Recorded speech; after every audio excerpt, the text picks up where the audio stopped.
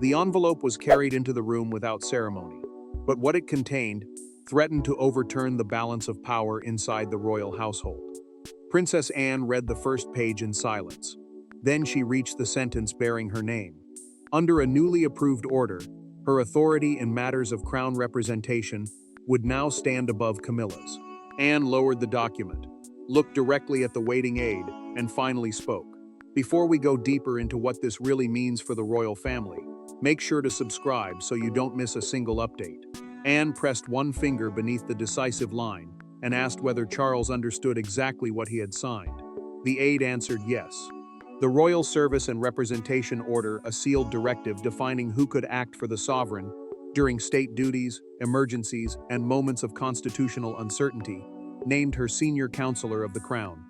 That role meant she would be consulted before Camilla whenever royal continuity, official representation, or protected protocol was at stake.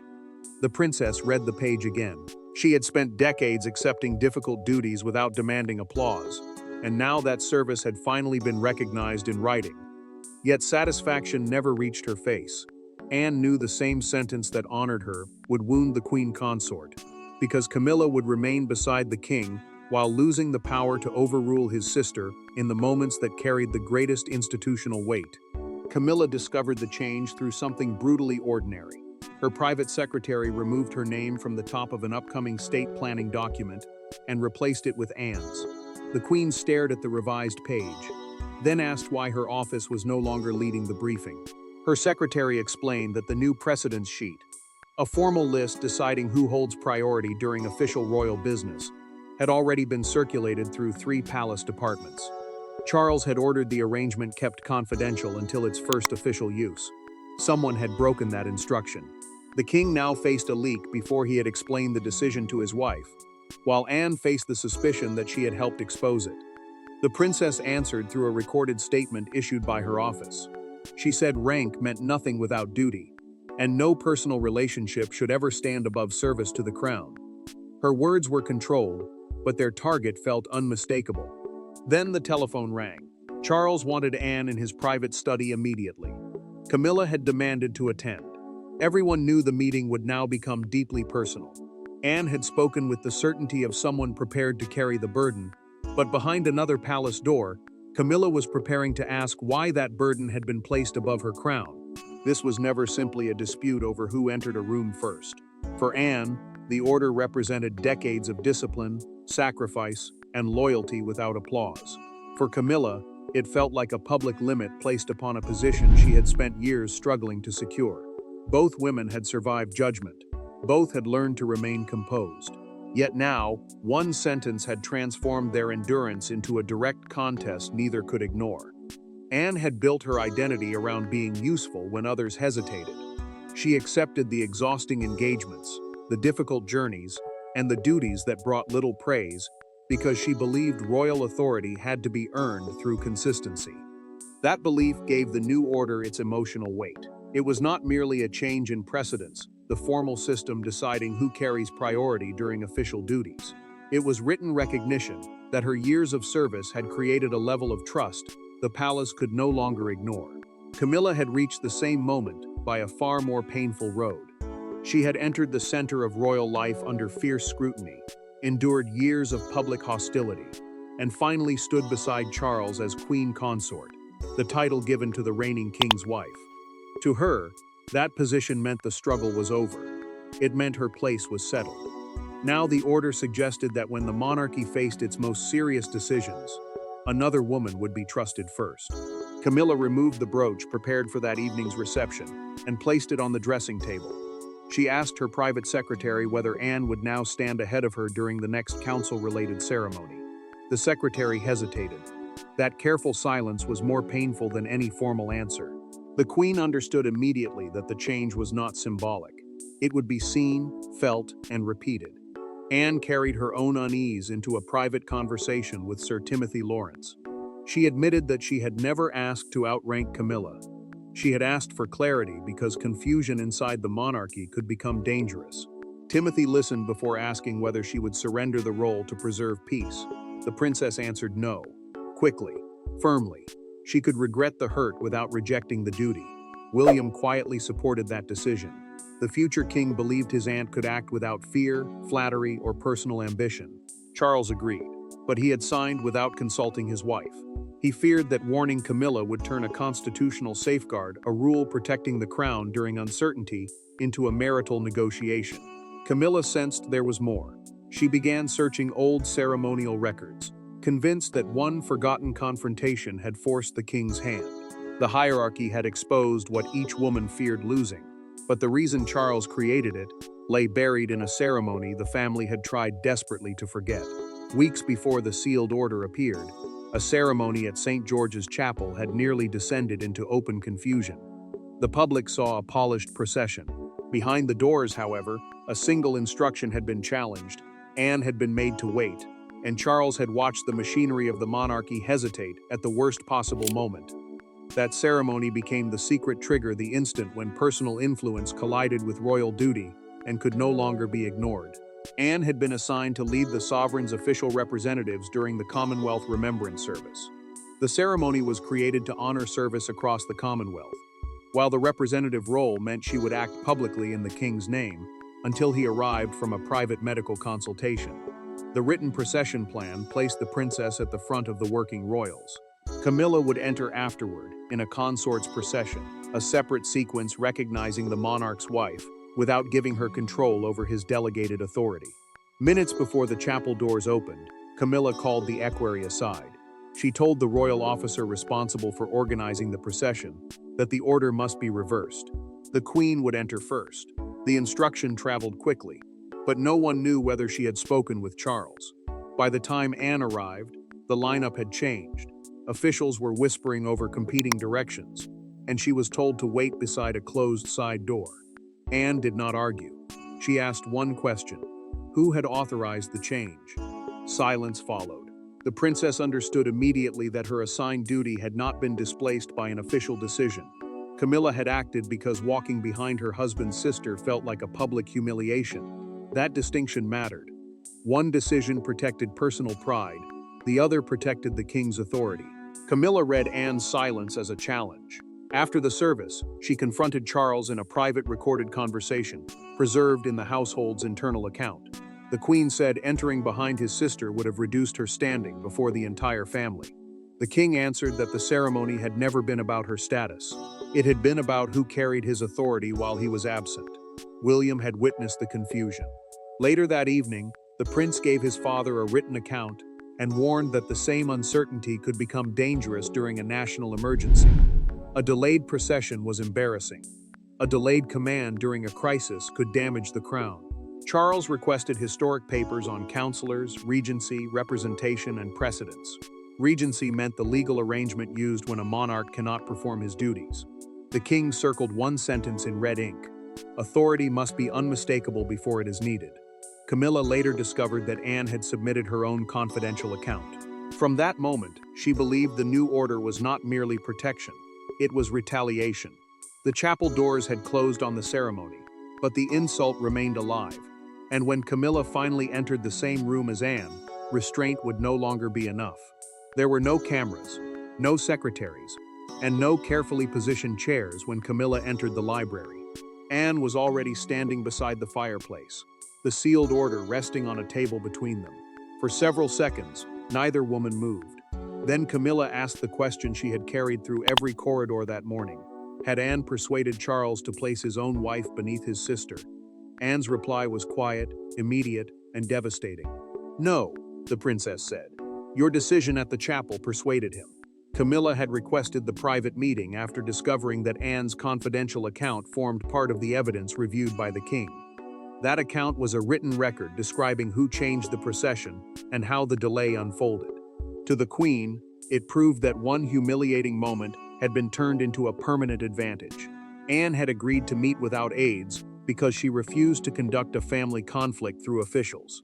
She brought the royal service and representation order, the directive defining who carried authority during state duties and emergencies, but no other papers. Camilla placed both hands on the table. She accused Anne of turning duty into a weapon and service into a reason to control everyone around her. The princess did not raise her voice. She pushed the document forward and told the queen to read the sections concerning emergency authority, instead of staring only at the sentence concerning rank. Camilla refused to look down. She said she had stood beside Charles through years of mockery, rejection, and public hostility, only to discover that when serious decisions arrived, the family still treated her like a ceremonial companion. The queen's anger cracked into something more painful. She asked whether they would ever see her as anything other than the woman who entered the family from outside. Anne did not dismiss that suffering. She acknowledged the cruelty Camilla had endured, but she refused to confuse pain with constitutional authority, the legal power to act for the crown. The princess said the chapel incident had exposed a dangerous truth. Personal dignity had been placed ahead of the king's instruction. That confusion could never be allowed during a national crisis. Camilla then revealed the promise Charles had once made during a recorded private conversation preserved in his personal household notes. He had sworn she would never again be made to feel secondary beneath his roof. Anne's answer cut through the room. He can keep that promise as your husband. He cannot keep it by weakening the monarchy. The adjoining door opened. Charles had heard everything from the corridor. The king walked inside, faced his wife, and did not withdraw the order. Instead, he admitted that his sister had explained its purpose more honestly than he had. Camilla turned toward him and asked whether William had helped create it. Charles hesitated. That silence was enough. The confrontation had begun as a struggle between two women. But Charles's silence revealed a wider alliance, and Camilla now knew the future king had helped draw the line around her power. William had not demanded that Camilla be diminished. He had demanded that the crown be protected from uncertainty. Yet inside the palace, those distinctions were collapsing fast. When he entered Charles's study and saw Camilla standing beside the unsigned implementation papers, he understood that the private framework they had built was now exposed. The future king chose his next words carefully, because one sentence could either steady the monarchy or fracture the family. William's involvement had begun after the confusion at St. George's Chapel. He urged his father to separate ceremonial status from delegated sovereign authority, the temporary power given to someone acting officially for the monarch. Without that boundary, a consort, advisor, courtier, or relative could obstruct the person carrying the king's instructions. The prince had watched hesitation spread through one procession. He refused to imagine the same hesitation during a national crisis. Anne had been his only recommendation. William trusted her experience, public credibility, and emotional discipline.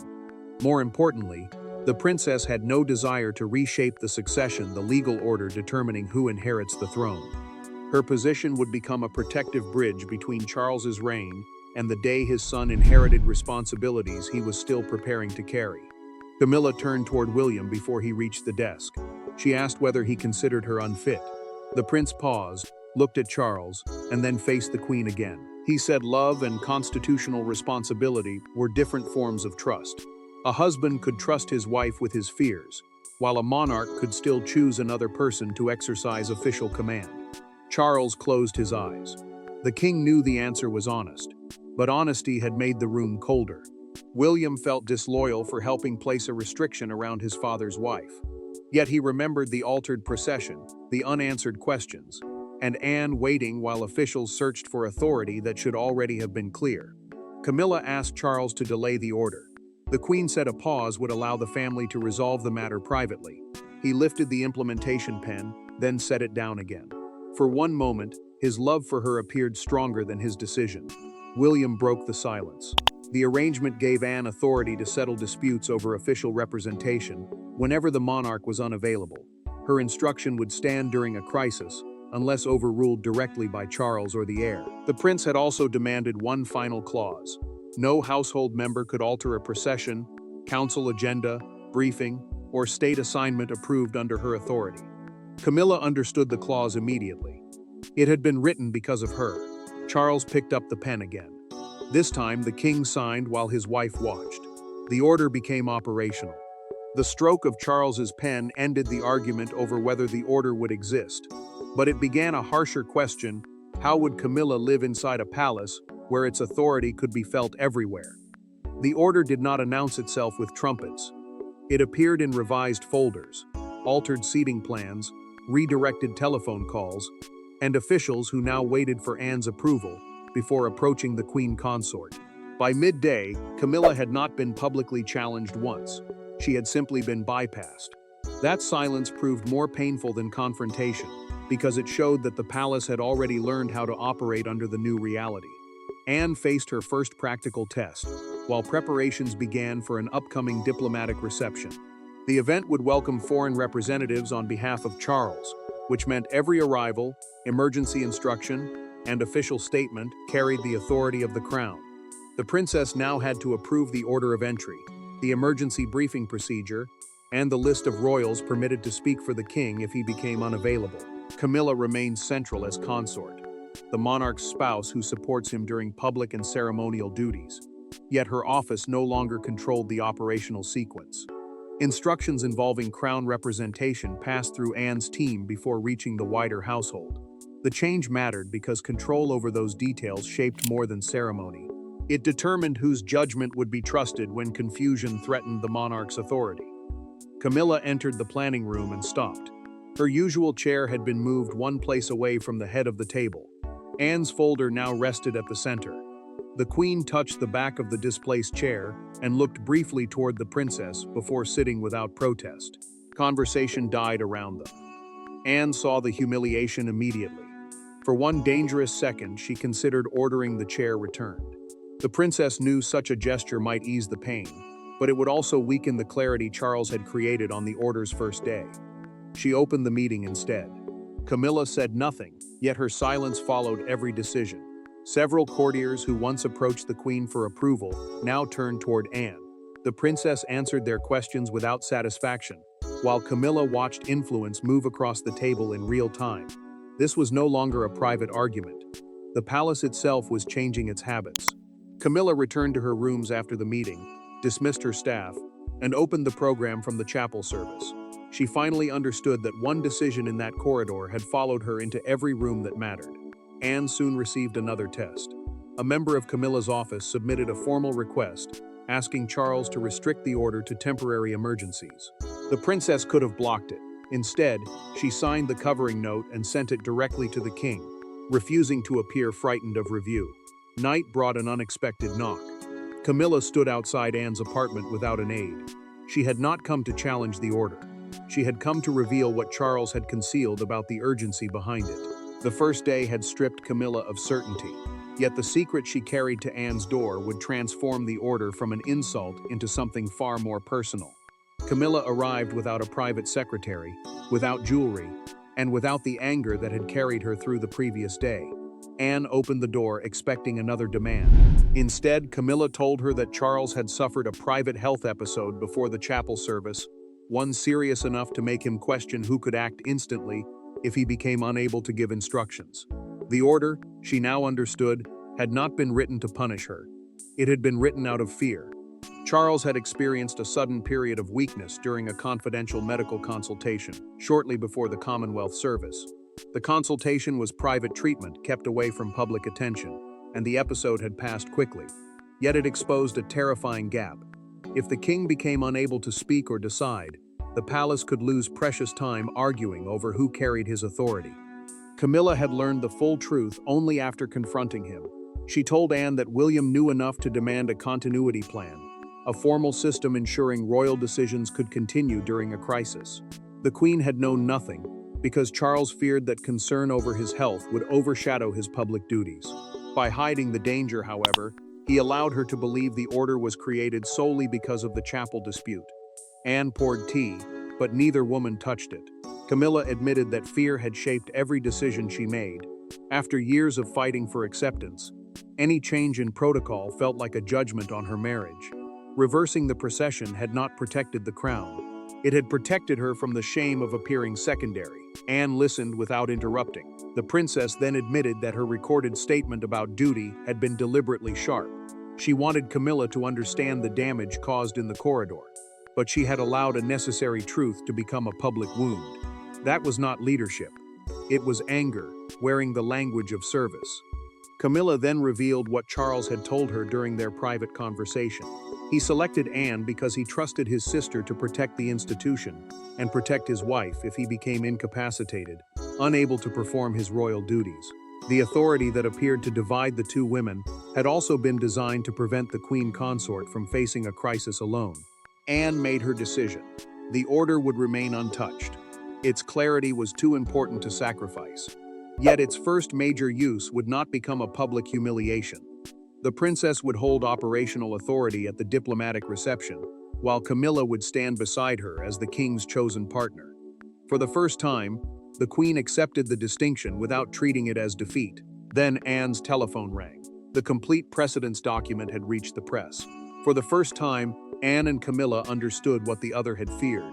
But beyond the palace gates, the country was about to turn their private reckoning into a national spectacle. By sunrise, the confidential hierarchy was no longer confidential.